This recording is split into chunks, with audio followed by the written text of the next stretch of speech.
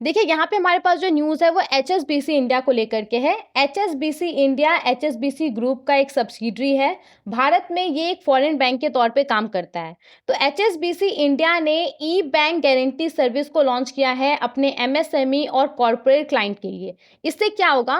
तो इससे पहले जो एचएसबीसी इंडिया के द्वारा conventional paper based bank guarantee issue किया जाता था, उसके जगह पे अब एचएसबीसी इंडिया क्या करेगा?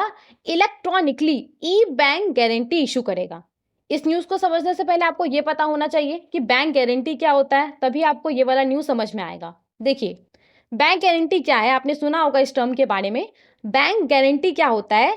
ये एक फाइनेंशियल इंस्ट्रूमेंट होता है, जो कि बैंक के द्वारा इशू किया जाता है अपने कस्टमर के बिहाफ पे किसी दूसरे पार्टी को। ये जो पर्टिकुलर इंस्ट्रूमेंट होता है, ये उस दूसरे पार्टी को एश्योर करता है कि आपको जो कस्टमर के तरफ से पैसा मिलना था, वो आपको मिल जाएगा।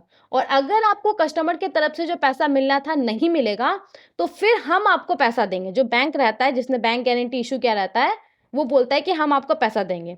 जैसे कि मान लीजिए एक टेक्सटाइल कंपनी है, उसको 50 लाख रुपए का सामान खरीदना है किसी दूसरी कंपनी से।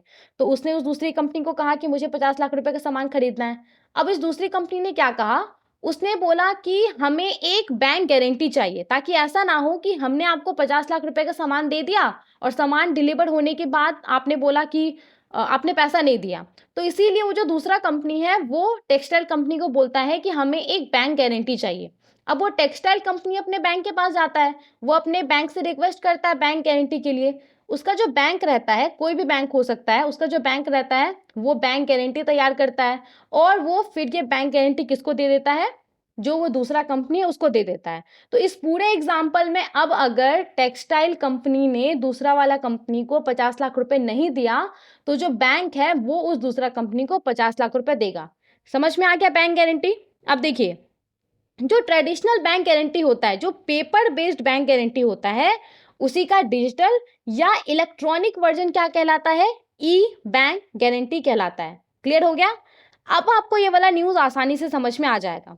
तो इस न्यूज़ में क्या बोला जा रहा है? यहाँ पे बोला जा रहा है कि एचएसबीसी इंडिया ने इलेक्ट्रॉनिक बैंक गारंटी सर्विस को इंट्रोड्यूस किया है अपने ट्रेड फाइनेंस को डिजिटाइज करने के लिए। अब ट्रेड फाइनेंस का क्या मतलब है यहाँ पे? तो जो इसके द्वारा इंटरनेशनल जो ट्रेड है वो फैसिलिटेट कराया जाता है। अब देखिए, इंटरनेशनल ट्रेड में ही जो बैंक गारंटी होता है उसका सबसे ज़्यादा इस्तेमाल किया जाता है। तो उसको यहाँ पे डिजिटाइज करने के लिए एचएसबीसी इंडिया ने क्या किया है? इलेक्ट्रॉनिक बैंक गारंटी सर्विस को इंट्रोड्यूस किया है। और देखिए, ये न्यूज़ इसीलिए बहुत ज़्यादा इंपॉर्टेंट है क्योंकि एचएसबीसी इंडिया हमारे देश का पहला फॉरेन बैंक है जो कि इस तरीके का फैसिलिटी ऑफर कर रहा है, national e governance services limited यानी कि एनईएसएल के साथ मिल करके। तो इसीलिए ये वाला न्यूज़ बहुत ही ज़्यादा इंपॉर्टेंट है। अब ये किस तरीके से एग्जैक्टली काम करेगा, इतना तो आपको समझ में आ गया होगा कि पहले क्या होता था? एचएसबीसी इंडिया पेपर बेस्ड जो बैंक गारंटी होता था वो इशू करता था। अब क्या होगा? अब ये इलेक्ट्रॉनिकली ई बैंक गारंटी इशू करेगा। अब देखिए एग्जैक्टली ये कैसे काम करेगा, थोड़ा क्लैरिटी लाने के लिए मैं आपको बता देती हूँ। जैसे कि मान लीजिए अभी क्या होता है, एचएसबीसी इंडिया का हम एग्जाम्पल लेते हैं। तो अभी एचएसबीसी इंडिया के द्वारा जो पेपर वाला बैंक गारंटी इशू किया जाता है, तो स्टैम्प ड्यूटी रिक्वायरमेंट के हिसाब से उस पर स्टैंपिंग होता है, फिर बैंक के अधिकारियों के द्वारा उस पर साइन किया जाता है और फिर जो बेनिफिशियरी रहता है, जो सेकेंड पार्टी रहता है, उसको ये डिलीवर किया जाता है। अब या तो वो सेकेंड पार्टी को बैंक आकर के ये जो बैंक गारंटी होता है वो लेना पड़ता है, या तो जो कस्टमर रहता है उसके थ्रू जो बेनिफिशियरी है, जो सेकेंड पार्टी है, उसको ये वाला बैंक गारंटी मिलता है। अब क्या होगा देखिए, तो अब ये जो पूरा प्रोसेस है, जो ई बैंक गारंटी सर्विस को लॉन्च किया गया एचएसबीसी इंडिया के द्वारा, उससे ये जो पूरा प्रोसेस है ये बहुत ही ज़्यादा सिंप्लीफाई हो जाएगा, बहुत ही ज़्यादा स्पीड हो जाएगा। अब चाहे बात करें हम बैंक गारंटी के ऊपर स्टैंपिंग का या फिर साइनिंग का, ये सब कुछ इलेक्ट्रॉनिकली ही हो जाएगा। यहाँ पे पेपर डॉक्यूमेंटेशन का जरूरत ही नहीं पड़ेगा। और पहले क्या होता था? पहले बैंक गारंटी इशू करने में 2 से 3 दिन का समय लग जाता था, कभी कभी तो इससे ज़्यादा भी लग जाता था। अब क्या होगा? अब मिनटों में ही जो ई बैंक गारंटी है वो इशू कर दिया जाएगा एचएसबीसी इंडिया के द्वारा। और देखिए यहाँ पे एचएसबीसी इंडिया हमारे देश का पहला बैंक नहीं है जिसने एनईएसएल के साथ मिलकर के ई बैंक गारंटी सर्विस को लॉन्च किया है। आप देख सकते हैं यहाँ पे हमारे देश में 21 बैंक है जिसने एनईएसएल के साथ मिलकर के ई बैंक गारंटी सर्विस को लॉन्च किया है। AU small finance bank, axis bank, bank of Baroda, Canara bank, yes bank, SBI, तो ये सब हमारे देश में 21 बैंक है जिसने की एनईएसएल के साथ मिलकर के ई बैंक गारंटी सर्विस को लॉन्च किया है। यहाँ पे एचएसबीसी हमारे देश का पहला फॉरेन बैंक है जिसने इस तरीके का सर्विस लॉन्च किया है। समझ में आ गया? अब देखिए यहाँ पे हमने 2-3 बार एक वर्ड सुना है NESL, national e governance services limited. तो बहुत ज़्यादा डिटेल में नहीं जाएंगे, थोड़ा सा अगर मैं आपको बताऊं तो देखिए ये क्या है, ये हमारे देश का पहला और एकमात्र इंफॉर्मेशन यूटिलिटी एंटिटी है। ये क्या करता है, तो ये हमारे और आपके डेट से, डिफ़ॉल्ट से जुड़ा हुआ जो फाइनेंशियल इंफॉर्मेशन होता है उसको ये अपने पास, उसको ये कलेक्ट करता है और मेंटेन करने का काम करता है। और ये जो इन्फॉर्मेशन होता है ये कहाँ पे काम आता है, तो इंसॉल्वेंसी एंड बैंक करप्सी का केस आपने सुना होगा, तो इसको रिजॉल्व करने में ये सब जो इन्फॉर्मेशन होता है वो काम आता है। तो यहाँ पे एनईएसएल क्या है, इंडिया का पहला और एकमात्र इंफॉर्मेशन यूटिलिटी एंटिटी है और insolvency and bank करप्सी board of India के द्वारा इसको रेगुलेट किया जाता है। और ये इंसॉल्वेंसी एंड बैंक करप्सी कोड 2016 के तहत इसको रेगुलेट किया जाता है। ठीक है, समझ में आ गया? आपको क्या याद रखना है, आपको बस इतना याद रखना है कि एचएसबीसी इंडिया के द्वारा, एचएसबीसी इंडिया हमारे देश का पहला फॉरेन बैंक बन गया है जिसने कि भारत के अंदर अपने एमएसएमई और कॉरपोरेट क्लाइंट के लिए ई बैंक गारंटी सर्विस को लॉन्च किया है। आगे बढ़े, दूसरे न्यूज़ को देखें। देखिए यहाँ पे हमारे पास जो न्यूज़ है ये बंधन बैंक को लेकर के है। बंधन बैंक ने अपने MD and CEO Chandrashekhar Ghosh के रीअपॉइंटमेंट को अप्रूव कर दिया है। तो बंधन बैंक ने अपने MD and CEO Chandrashekhar Ghosh के रीअपॉइंटमेंट को 3 साल के लिए अप्रूव कर दिया है। अगर रिजर्व बैंक ऑफ इंडिया के द्वारा इनके रीअपॉइंटमेंट को अप्रूव कर दिया जाता है तो इनका जो रीअपॉइंटमेंट है वो 10 जुलाई 2024 से प्रभावी हो जाएगा। बंधन बैंक के बारे में अगर हम बात करें तो इसका एस्टैब्लिशमेंट ईयर 2015 है। बंधन बैंक का हेडक्वार्टर कोलकाता में है। इसके एमडी एंड सीईओ का नाम है चंद्रशेखर घोष जी और बंधन बैंक का टैगलाइन है आपका भला सबकी भलाई। दूसरे न्यूज़ को देखें। देखिए यहाँ पे अब जो हमारे पास न्यूज़ है ये भी थोड़ा सा समझाने वाला न्यूज़ है। देखिए यहाँ पे सेबी की जो चेयरपर्सन है और सेबी की ये पहली महिला चेयरपर्सन है, इस बात को याद रखिएगा। तो सेबी की जो चेयरपर्सन है माधवीपुरी बुज्जी, उनके द्वारा investor risk reduction access platform IRRA platform को लॉन्च किया गया है। अब देखिए यहाँ पे जो सेबी है वो हमेशा ये प्रयास करता रहा है कि हमारे देश में किस तरीके से इन्वेस्टर्स को, जो ट्रेडर है उसको कम से कम नुकसान का सामना करना पड़े, कम से कम रिस्क को फेस करना पड़े। तो उसी दिशा में यहाँ पे सेबी की चेयरपर्सन के द्वारा investor risk reduction access platform को लॉन्च किया गया है। अब ये प्लेटफॉर्म है क्या, देखिए तो बहुत बार आप देखते होंगे कि आपका जो ट्रेडिंग मेंबर का ऐप है, जो ग्रो है, जो आपका जीरोधा है, जो अपस्टॉक है, ये सब जो ऐप होता है इसमें कभी कभी क्या होता है, टेक्निकल ग्लिच आ जाता है जिसकी वजह से ये ऐप में आप लॉगिन नहीं कर पा रहे होते हैं, या फिर आपको अपना शेयर सेल करना है, जैसे ही आप शेयर सेल करने गए तो वो जो सेल है वो एग्जीक्यूट नहीं हो पाता है। तो इन सब रीजन की वजह से क्या होता है, जैसे कि मान लीजिए आप अपना शेयर सेल करने गए और आप शेयर सेल नहीं कर पा रहे हैं और कुछ मिनट के बाद जब आपका ग्लिच ठीक होता है तो आप देखते हैं कि शेयर का जो प्राइस है वो बहुत नीचे चले गया है। तो यहाँ पे तो जो इन्वेस्टर है, जो ट्रेडर है, उसको नुकसान हो गया। तो कैसे इन्वेस्टर को कम से कम जो रिस्क है उसका सामना करना पड़े, उसी दिशा में यहाँ पे IRRA प्लेटफॉर्म, यहाँ पे आई का मतलब क्या है, आई का मतलब है इन्वेस्टर, आर का मतलब है रिस्क और एक आर का मतलब है रिडक्शन और ए का मतलब है एक्सेस। तो यहाँ पे उसी दिशा में IRRA प्लेटफॉर्म को लॉन्च किया गया है। अब ये किस तरीके से इन्वेस्टर्स का, ट्रेडर का मदद करेगा उसको समझिए। तो अब क्या होगा, अब कभी भी अगर किसी ट्रेडिंग मेंबर के ऐप में कोई भी टेक्निकल ग्लिच आता है तो उस समय आप ये पर्टिकुलर जो प्लेटफॉर्म है यहाँ पे जा करके आपका जो ट्रांजेक्शन होगा, आपका जो ट्रेड होगा उसको आप कंप्लीट कर सकेंगे। अब देखिए इसका मतलब ये नहीं है कि जैसे कि मान लीजिए आप ग्रो का इस्तेमाल कर रहे हैं और आपको ऐसा लग रहा है कि एक टेक्निकल ग्लिच आ गया है जिसकी वजह से आप कुछ नहीं कर पा रहे हैं, और आपका मन किया कि चलो ये जो प्लेटफॉर्म है IRRA प्लेटफॉर्म, यहाँ पे जा कर के अपना ट्रेड एग्जीक्यूट कर देते हैं। तो ऐसा नहीं हो सकता है। जब आपके ट्रेडिंग मेंबर को ऐसा लगेगा, जो ग्रो है मान लीजिए या फिर जीरोधा है मान लीजिए, तो जब उसको ऐसा लगेगा कि टेक्निकल ग्लिच के वजह से वो अपने कस्टमर को सर्व नहीं कर पा रहा है, उसके द्वारा जो सर्विस प्रोवाइड किया जा रहा है उसके ऊपर प्रभाव पड़ रहा है, तभी वो ये जो IRA प्लेटफॉर्म है इसको एक्टिवेट करेगा।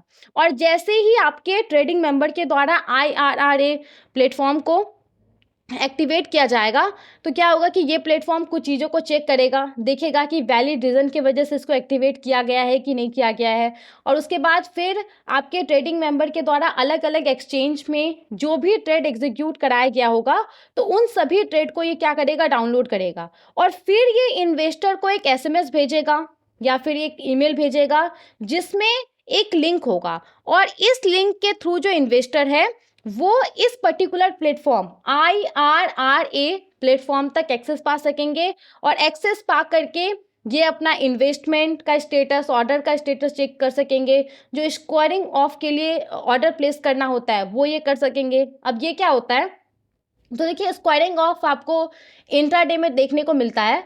जैसे कि मान लीजिए कि आपने कोई शेयर बाय किया और अब आपको शेयर सेल करना है, ठीक है, लेकिन क्या हुआ कि आप जिस ऐप का इस्तेमाल कर रहे हैं उस ऐप में कोई टेक्निकल ग्लिच आ गया, तो यहाँ पे ये जो IRRA प्लेटफॉर्म है वहाँ पे जाकर के आप शेयर सेल कर सकते हैं, तो ये होता है स्क्वायरिंग ऑफ। तो आपको जो लिंक दिया जाएगा उस लिंक के थ्रू आप इस पर्टिकुलर प्लेटफॉर्म पे एक्सेस पा सकते हैं, और यहाँ पे आप अपने इन्वेस्टमेंट का स्टेटस चेक कर सकते हैं, ऑर्डर का स्टेटस चेक कर सकते हैं, स्क्वायरिंग ऑफ के लिए आप ऑर्डर प्लेस कर सकते हैं। तो ये हो गया।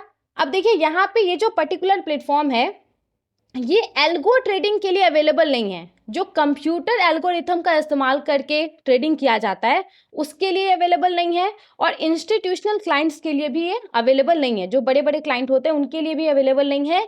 रिटेल इन्वेस्टर्स के लिए ये जो पर्टिकुलर प्लेटफॉर्म है ये अवेलेबल है। तो यहाँ पे क्या हुआ है, यहाँ पे सेबी की जो चेयरपर्सन है माधवीपुरी बुज्जी, उनके द्वारा investor risk reduction access platform को लॉन्च किया गया है।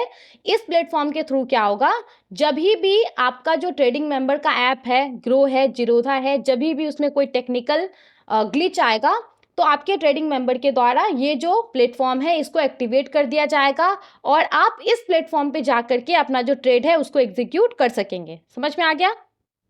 सेबी के बारे में अगर हम बात करें तो securities and exchange board of India के बारे में अगर हम बात करें तो इसका एस्टैब्लिशमेंट ईयर 1988 है। इसका हेडक्वार्टर आपको मुंबई महाराष्ट्र में मिलेगा, और सेबी की चेयरपर्सन का नाम माधवीपुरी बुच है।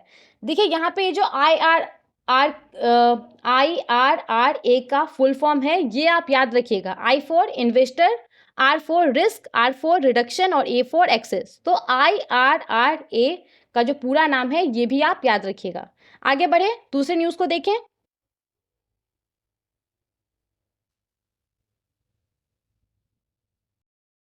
देखिए यहाँ पे हमारे पास जो न्यूज़ है, इस न्यूज़ में क्या बोला जा रहा है, तो एक्को ने आर माधवन को अपना वॉइस ऑफ द कस्टमर चुना है। अब ये वॉइस ऑफ द कस्टमर का मतलब क्या होता है उसको तो हम समझेंगे ही, लेकिन एक्को को पहले हम समझ लेते हैं। देखिए, एक तो होता है life insurance company. Life insurance company के द्वारा लाइफ इंश्योरेंस लोगों को ऑफर किया जाता है, और एक क्या होता है, एक होता है general insurance company. General insurance company के द्वारा लोगों को कार इंश्योरेंस, उसके बाद आपका बाइक इंश्योरेंस, ट्रैवल इंश्योरेंस, ये सब इंश्योरेंस ऑफर किया जाता है, हेल्थ इंश्योरेंस। तो यहाँ पे एको क्या है, एको हमारे देश के अंदर एक प्राइवेट जनरल इंश्योरेंस कंपनी है। नवंबर 2016 में इसको एस्टैब्लिश किया गया था, और जैसा कि आपको पता होगा कि जिस प्रकार से भारत में अगर कोई बैंक काम करना चाहता है तो उसको RBI से लाइसेंस चाहिए होता है, उसी प्रकार से अगर भारत में कोई इंश्योरेंस कंपनी काम करना चाहता है तो उसको IRDAI यानी कि insurance regulatory and development authority of India का जो लाइसेंस है उसके तरफ से लाइसेंस चाहिए होता है। तो यहाँ पे जो एको है, जो कि हमारे देश का एक प्राइवेट जनरल इंश्योरेंस कंपनी है, नवंबर 2016 में इसको इस्टेब्लिश किया गया था, और सितंबर 2017 में इसको IRDAI के तरफ से लाइसेंस मिला था। और देखिए यहाँ पे ये ना ऑनलाइन लेड मॉडल को फॉलो करता है, मतलब कि इसके द्वारा जो भी इंश्योरेंस से जुड़ा हुआ प्रोडक्ट लोगों को ऑफर किया जाता है, वो ये अपने डिजिटल प्लेटफॉर्म के थ्रू ऑफर करता है। समझ में आ गया? अब हम आते हैं अपनी न्यूज़ के ऊपर। तो यहाँ पे जो एक्को है, जो कि क्या है, एक इंश्योरटेक कंपनी है। जिस प्रकार से अगर कोई कंपनी टेक्नोलॉजी का इस्तेमाल करके फाइनेंशियल सर्विसेज लोगों को ऑफर कर रहा है, जैसे कि फ़ोन पे, गूगल पे, तो उसको हम क्या बोलते हैं? फिनटेक बोलते हैं। उसी प्रकार से अगर कोई कंपनी है जो कि टेक्नोलॉजी का इस्तेमाल करके इंश्योरेंस सर्विस लोगों को ऑफर कर रहा है, तो उसको हम इंश्योरटेक कंपनी कहते हैं। तो यहाँ पे एक्को क्या है? एक्को एक इंश्योरटेक कंपनी है। ये तो अभी तक आपको समझ में आ ही गया होगा। तो यहाँ पे एक्को ने क्या किया है? एक्को ने जो एक्टर आर माधवन है, एक्टर आर माधवन को उन्होंने अपना वॉइस ऑफ द कस्टमर चुना है। अब वॉइस ऑफ द कस्टमर के तौर पे आर माधवन करेंगे क्या? तो वॉइस ऑफ द कस्टमर के तौर पे जो आर माधवन है, वो एक्को के टीम के साथ मिलकर के इंफॉर्मेटिव और रिलेटेबल कंटेंट तैयार करेंगे। इस कंटेंट से क्या होगा? जो इंश्योरेंस का टर्म्स एंड कंडीशन है, जो complex insurance terms and condition है, उसको कस्टमर्स के लिए आसान बनाया जाएगा, ताकि कस्टमर्स को ये सब चीज़ें समझ में आए। और क्योंकि आर माधवन जी क्या है, ये एक एक्टर हैं, तो जाहिर सा बात है कि ऑडियंस से ये काफ़ी अच्छे से कनेक्ट कर सकते हैं, इनके पास वो एबिलिटी है, तो उसका ये कंपनी इस्तेमाल करेगा। और कंपनी और कस्टमर के बीच में जो ब्रिज है, उसको यहाँ पे फिल किया जाएगा। तो यहाँ पे एक्को ने क्या किया है? एक्को ने आर माधवन को अपना वॉइस ऑफ द कस्टमर चुना है। और एक्को क्या है? तो एक्को प्राइवेट सेक्टर का एक जनरल इंश्योरेंस कंपनी है। समझ में आ गया? आगे बढ़े, दूसरे न्यूज़ को देखें।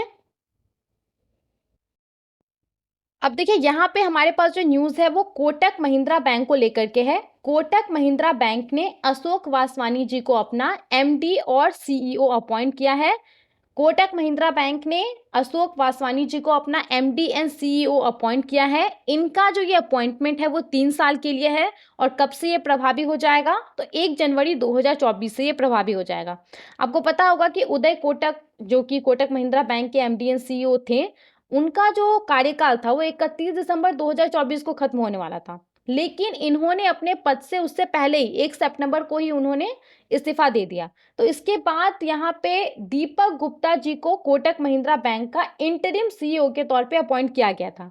अब यहाँ पे 31 दिसंबर 2024 को दीपक गुप्ता जी, जो कि अभी इंटरिम एमडी एंड सीईओ के तौर पे काम कर रहे हैं, तो ये अपने पद से हट जाएंगे। और इनके जगह पे किसको अपॉइंट किया जाएगा? इनके जगह पे अशोक वासवानी जी को अपॉइंट किया जाएगा। समझ में आ गया? कोटक महिंद्रा बैंक के बारे में अगर हम बात करें, तो इसका एस्टैब्लिशमेंट ईयर 1985 है। इसका हेडक्वार्टर आपको मुंबई, महाराष्ट्र में मिलेगा। कोटक महिंद्रा बैंक के एमडी एंड सीईओ का नाम है अभी दीपक गुप्ता जी। ये इंटरिम है। आपको मतलब ज़्यादा अच्छे से आपको ये याद रखना है कि जो अशोक वासवानी जी है, ये 1 जनवरी 2024 से कोटक महिंद्रा बैंक के एमडी एंड सीईओ हो जाएंगे। ठीक है? कोटक महिंद्रा बैंक का जो टैगलाइन है वो क्या है? Let's make money simple. और एक है अब कोना कोना कोटक। समझ में आ गया? आगे बढ़े।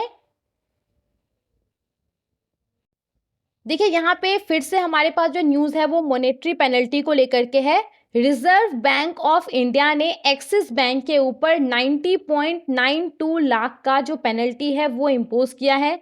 किस वजह से इम्पोज किया है? तो यहाँ पे आप देख सकते हैं, ये सारा रीज़न है। केवाईसी, लोन एंड एडवांसेस से जुड़ा हुआ जो नॉर्म्स था, इसके बाद जो फाइनेंशियल सर्विसेज का आउटसोर्सिंग किया जाता है उसको लेकर के जो कोड ऑफ कंडक्ट था, करेंट अकाउंट जो ओपन किया जाता, ऑपरेट किया जाता, उसको लेकर के जो कोड ऑफ कंडक्ट था, तो ये सब जो नॉर्म्स है, इन सबसे जुड़ा हुआ जो नियम है, उसका उल्लंघन करने की वजह से एक्सिस बैंक के ऊपर 90.92 लाख का पेनल्टी इम्पोज किया गया। लेकिन यहाँ पे सबसे इंपॉर्टेंट ये है, आपको पता होगा कि आरबीआई ने क्या कहा है बैंकों को? आरबीआई ने बैंकों को कहा है कि देखिए, अगर कोई ऐसा बोरोवर है, अगर कोई डिलिक्वेंट बोरोवर है, मतलब कि ऐसा बोरोवर है जिसने लोन ले लिया बैंक से, उसने रीपेमेंट नहीं किया है, तो उस बोरोवर के साथ आपका रिकवरी एजेंट मिसबिहेव नहीं कर सकता है। लेकिन यहाँ पे एक्सिस बैंक ने क्या किया? ऐसा पाया गया कि एक्सिस बैंक का जो रिकवरी एजेंट है वो डिलिक्वेंट बोरोवर के साथ मिसबिहेव कर रहा था। और नियम के अनुसार जब भी कोई रिकवरी एजेंट किसी डिलिक्वेंट बोरोवर के साथ बातचीत करेगा, तो उस बातचीत को रिकॉर्ड किया जाएगा। तो यहाँ पे इस बात को भी एक्सिस बैंक के द्वारा इंश्योर नहीं किया गया। तो इन सब रीजन की वजह से पेनल्टी इम्पोज किया गया। इसके अलावा देखिए, यहाँ पे एक्सिस बैंक क्या कर रहा था, जब वो कस्टमर का करेंट अकाउंट ओपन कर रहा था, तो उस समय उसको नियम के अनुसार कस्टमर से डिक्लेरेशन लेना चाहिए, तो इस चीज़ में भी वो फेल हुआ। तो इन सब रीजन की वजह से एक्सिस बैंक के ऊपर 90.92 लाख रुपए का पेनल्टी इम्पोज किया गया। एक्सिस बैंक के बारे में अगर हम बात करें तो इसका एस्टैब्लिशमेंट ईयर है 1993। इसका हेडक्वार्टर आपको मुंबई महाराष्ट्र में मिलेगा। एक्सिस बैंक के एमडी एंड सीईओ का नाम है अमिताभ चौधरी जी, और एक्सिस बैंक का टैगलाइन क्या है, बढ़ती का नाम जिंदगी। समझ में आ गया? आगे बढ़े, दूसरे न्यूज को देखें। देखिए यहाँ पे हमारे पास जो न्यूज़ है ये कर्नाटक बैंक को लेकर के है। कर्नाटक बैंक ने एचडीएफसी लाइफ के साथ पार्टनरशिप किया है, और इस पार्टनरशिप के थ्रू क्या होगा, इस पार्टनरशिप में जो कर्नाटक बैंक है वो अपने कस्टमर को एचडीएफसी लाइफ का जो इंश्योरेंस प्रोडक्ट है वो ऑफर करेगा। देखिए, जब भी कोई बैंक किसी इंश्योरेंस कंपनी के साथ मिल करके इस तरीके का कोई पार्टनरशिप करता है तो उसको बैंक का इंश्योरेंस कहा जाता है। तो यहाँ पे आप कह सकते हैं कि कर्नाटक बैंक और एचडीएफसी लाइफ के बीच में क्या हुआ है, एक बैंक का इंश्योरेंस जो पैक्ट होता है वो साइन हुआ है। अब इसमें होगा क्या, तो इसमें जो कर्नाटक बैंक है वो एचडीएफसी लाइफ का जो इंश्योरेंस पॉलिसी है वो अपने कस्टमर्स को सेल करेगा। समझ में आ गया? बस यहाँ पे आपको यही याद रखना है। और यहाँ पे अच्छा हाँ, एक सवाल आपके दिमाग में आया होगा कि कोई बैंक ऐसा क्यों करता है, क्यों कोई बैंक किसी इंश्योरेंस कंपनी के साथ इस तरीके का पार्टनरशिप करता है, ये जो बैंक का इंश्योरेंस पैक्ट है उसको साइन करता है, इसके पीछे रीज़न क्या है? देखिए रीज़न क्या है, यहाँ पे अगर हम बात करें तो एचडीएफसी लाइफ को क्या फ़ायदा होगा, एचडीएफसी लाइफ को तो ये फ़ायदा हो रहा है कि उसका इंश्योरेंस पॉलिसी जो है वो कर्नाटक बैंक के कस्टमर्स को सेल किया जाएगा। तो एचडीएफसी लाइफ को कर्नाटक बैंक का जो लार्ज कस्टमर बेस है उसका फायदा होगा। और कर्नाटक बैंक को क्या फायदा होगा, तो एक ही जगह पे कर्नाटक बैंक जो बैंकिंग सर्विसेज है वो तो लोगों को ऑफर कर ही रहा है, अब वो इंश्योरेंस से जुड़ा हुआ सर्विसेज भी लोगों को ऑफर करेगा। तो यहाँ पे क्या हो रहा है, कर्नाटक बैंक एक तरीके से वन स्टॉप सॉल्यूशन बन रहा है, तो इसका भी कस्टमर बेस बढ़ेगा। तो इस तरीके से ये जो डील होता है ये दोनों के लिए फायदेमंद होता है, बैंक के लिए भी होता है और इंश्योरेंस कंपनी के लिए भी होता है। ठीक है, तो यहाँ पे कर्नाटक बैंक ने एचडीएफसी लाइफ के साथ पार्टनरशिप किया है, या फिर आप ऐसे याद रख सकते हैं कि कर्नाटक बैंक ने एचडीएफसी लाइफ के साथ जो बैंक का इंश्योरेंस होता है वो डील साइन किया है, जिसके तहत कर्नाटक बैंक अपने कस्टमर्स को एचडीएफसी लाइफ का जो इंश्योरेंस पॉलिसी है वो सेल करेगा। समझ में आ गया? अब देखिए कर्नाटक बैंक का जो स्टैब्लिशमेंट ईयर है वो 1924 है। इसका हेडक्वार्टर आपको मैंगलोर कर्नाटक में मिलेगा। कर्नाटक बैंक के एमडी एंड सीईओ का नाम है श्री कृष्ण हरिहर शर्मा, और कर्नाटक बैंक का टैगलाइन है your family bank across India. आगे बढ़े। और हाँ, यहाँ पे देखिए एचडीएफसी लाइफ के बारे में अगर हम बात करें तो एचडीएफसी लाइफ क्या है, एचडीएफसी बैंक का सब्सिडरी है, और ये भारत के अंदर एक लाइफ इंश्योरेंस कंपनी है। इसका हेडक्वार्टर मुंबई में है, और ये इंडिविजुअल्स को, ग्रुप को इंश्योरेंस सर्विसेज ऑफर करता है। और इसका अगर हम बात करें कि मतलब कब से इसका शुरुआत हुआ है, तो 14 अगस्त 2000 ये क्या है, इसका एस्टैब्लिशमेंट ईयर है। तो यहाँ पे कर्नाटक बैंक और एचडीएफसी लाइफ के बीच में एक पार्टनरशिप हुआ है, जिस पार्टनरशिप को आप बैंक का इंश्योरेंस कह सकते हैं। और इस पार्टनरशिप के तहत कर्नाटक बैंक अपने कस्टमर्स को एचडीएफसी लाइफ का जो इंश्योरेंस पॉलिसी है वो सेल करेगा। आगे बढ़ते हैं, दूसरे न्यूज़ को देखते हैं। देखिए यहाँ पे हमारे पास जो न्यूज़ है ये भी काफ़ी ज़्यादा इंपॉर्टेंट है। रिजर्व बैंक ऑफ इंडिया के तरफ से पे ग्लोकल को इन प्रिंसिपल अप्रूवल दे दिया गया है पेमेंट एग्रीगेटेड बिजनेस के लिए। सबसे पहली बात तो जब भी रिजर्व बैंक ऑफ इंडिया के द्वारा किसी को भी इन प्रिंसिपल अप्रूवल दिया जाता है, इसका मतलब होता है कि उसको इनिशियल अप्रूवल दिया गया है, उसको फाइनल अप्रूवल नहीं दिया गया है, उसको इनिशियल अप्रूवल दिया गया है। अभी कुछ टर्म्स एंड कंडीशन बाकी है, जिसके ऊपर अगर वो कंपनी खरा उतरता है तो उसको फाइनल अप्रूवल दिया जाएगा। तो यहाँ पे रिजर्व बैंक ऑफ इंडिया के द्वारा पे ग्लोकल को इन प्रिंसिपल अप्रूवल दिया गया है पेमेंट एग्रीगेटेड बिजनेस के लिए। अब देखिए पे ग्लोकल है क्या, तो 2021 से ये जो कंपनी है वो काम कर रहा है। और ये करता क्या है, तो हमारे देश में वैसे मर्चेंट जो हमारे देश के बाहर के कस्टमर्स को अपना प्रोडक्ट सेल करना चाहता है, तो उन कस्टमर्स को ये एक प्लेटफॉर्म प्रोवाइड करता है, जिस प्लेटफॉर्म के थ्रू वो जो मर्चेंट है वो उन कस्टमर से ऑनलाइन पेमेंट सिक्योर तरीके से एक्सेप्ट कर सकता है। तो ये काम करता है पे ग्लोकल। यहाँ पे न्यूज़ क्या है? न्यूज़ यहाँ पे ये है कि पे ग्लोकल, अभी तक आपको समझ में आ गया होगा कि पे ग्लोकल क्या है। ये एक cross border focused payments platform provider है। तो यहाँ पे ग्लोकल को रिजर्व बैंक ऑफ इंडिया ने इन प्रिंसिपल अप्रूवल, या फिर आप ऐसा कहें कि यहाँ पे इसको इनिशियल अप्रूवल मिल गया है रिजर्व बैंक ऑफ इंडिया की तरफ से पेमेंट एग्रीगेटर लाइसेंस के लिए। इसके बाद देखिए यहाँ पे क्या होगा, इसके बाद देखिए यहाँ पे अभी नेक्स्ट राउंड का यहाँ पे चेक्स होगा, क्लियरेंस होगा रिजर्व बैंक ऑफ इंडिया की तरफ से। मतलब ये कुछ टर्म्स होगा, कंडीशन होगा, जिसके ऊपर अगर पे ग्लोकल खरा उतरता है तो उसको यहाँ पे फाइनल अप्रूवल दे दिया जाएगा, और उसके बाद ये अपने प्लेटफॉर्म पे जो मर्चेंट है उसको अनबोर्ड कर सकता है ऑनलाइन पेमेंट प्रोसेसिंग के लिए। समझ में आ गया? पे ग्लोकल को रिजर्व बैंक ऑफ इंडिया के तरफ से इन प्रिंसिपल अप्रूवल मिल गया है पेमेंट एग्रीगेटर बिजनेस के लिए।